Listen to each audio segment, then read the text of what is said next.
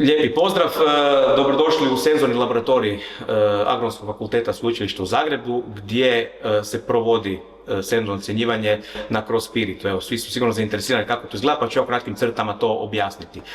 Svaki senzoričar, ocjenjivač ima svoj boks koji je izoliran sa stjenkama i ne može komunicirati sa svojim susjedom, naravno da ne bi bilo utjecaja na neke ocjene. Svaki ocjenjivač dobije dovoljan broj čistih čaša koji se preko ovog prozorčića uljevaju uzorci i svi su uzorci šifrirani, tako da oni u jednom trenutku ne znaju o čemu se radi. Imamo izvor vode gdje možemo isprati čašu, isprati usta i neutralizirati si okusne pupiljke između uzoraka. Jednako tako uvijek se dobije i malo sira, jabuke, kruha kojeg možemo između uzoraka uzimati i time se isto tako neutralizirati okuse u ustima.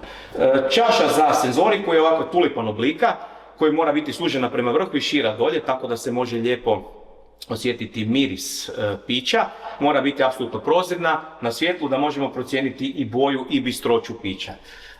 Ocjenjujemo po listiću 20 bodova, znači gdje su sva svojstva podijeljena u tih 5 glavnih kategorija. Prvo je boja i bistroća koja nosi od 0 do 1 bod, zatim tipičnost pića, zatim ocjenjujemo miris koji može nositi od 0 do 6 bodova, sad tu je ono iskustvo senzoričara da se točno smjesti u taj neki raspon, da kaže koliki će to biti broj bodova i na kraju okus.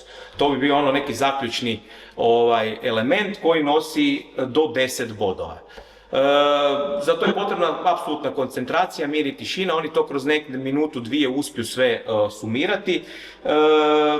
Bitno je da su oni upoznati sa metodom, sa tehnologijom, sa pićem koji ocjenjuju i onda mogu relevantno i ocijeniti uzorak. I na kraju imamo ukupni zbroj koji normalno nosi maksimalni broj 20 bodova, a rijetko se dogodi da baš rakija bude savršena, da ima punih 20, ali to budu od 18 gore budu zlatne medalje, od 16 do 18 budu srebrne i od 14 do 16 budu brončane medalje. Sad, to je ono što je tehnika ocjenjivanja samo bitna, da se prvo na svjetlu ocijeni bistroća i boja pića, što je izuzetno važno kod rakije koje su dozrijevale u bačvi, ili kod likera. Evo, konkretno mi imamo ovdje jedan amaretto koji znamo da se radi o likeru, tako da ocjenjujemo boju i bistroću, lagano pogledamo po svjetlosti, možemo na bijelu površinu, zato su i sve stjenke boksa bijele boje.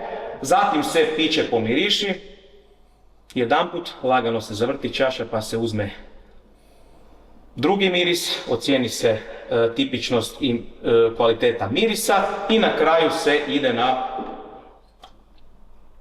malu količinu uzorka i ocijeni se okus uzorka. Naravno, mi uzorke sve izbacujemo iz usta nakon svakoga kušanja, što imate prilike vidjeti isto tijekom rada. Tako da pitaju ljudi kako možete ocijeniti 50-60 uzoraka dnevno, ali evo, mi ne pijemo uzorke, nego ih zapravo nakon svakog uzorka staviš u usta, ali zapravo izbaciš iz usta, opereš usta sa vodom, jako je bitno da se vodom ispiremo cijelo vrijeme, i onda ocjenjujemo drugi uzorak. Završen je drugi dan ocjenjivanja na CroSpiritu i mogu da kažem da su uzorci bili vrlo dobri i korektni. Doduše, u kategoriji likera je bilo mnogo više uzoraka koji su bili tehnološki ispravniji. Kad su u pitanju rakije, prvi dan, iskreno da budemo, očekivanja su bila malo veća što se tiče kvaliteta, ali s druge strane pojavio se veliki broj novih proizvođača, što nadam se da će u nekoj budućnosti upravo kroz ove ocene i rezultate uočiti svoje greške i raditi na popravljanju kvaliteta.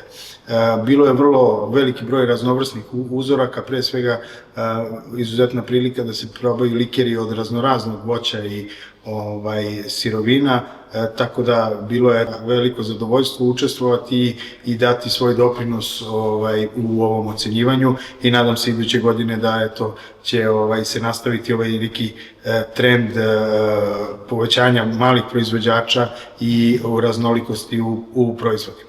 Ove godine imali smo preko 240 uzoraka. Bili smo podeljeni u 2 komisije po 5 članova. Moram reći da ove godine je kvalitet voćnih rakija, šljivovica, kajsjevače, dunjevače, Williamovke nije bio na, kako bi rekli, razini na nivou prošlogodišnjih takmičenja ranijih godina, tako da bi skrenuo pažnju proizvođačima da malo više pažnje posvete na tehnološki postupak proizvodnje voćnih rakija. Nasuprot tome, likeri su zadržali svoje vrednosti. Likeri, znači mogu vam reći, po visini pojedinačne ocene, jedan liker, neću otkrivati koji, mi smo ga dešifrovali, ali kažem, dobio je jedini koji ima veliku zlatnu medalju na ovogodišnjem takmičenju, tako da, kažem, do sledeće godine 2026. kažem, čekamo da te voćne rakije, prvenstveno iz Hrvatske, a iz ostalih zemalja regiona, poznato je da Srbija ima te šljivovice, zaista sjajne, kvalitetne, ali taj liker zaista, ja sam član mnogih međunarodnih komisija i predsjednik mnogih međunarodnih komisija, ostaće mi dugo u sećanju, neću otkrivati, čućete na proglašenju, na dodeli proglašenja pobednika. Zaista ja sam dao, kako ja to kažem, ajkulu, odnosno ocenu preko 19, to je izuzetno visoka ocena i retko se daje, znači, nekim uzorcima jakih alkoholnih pića.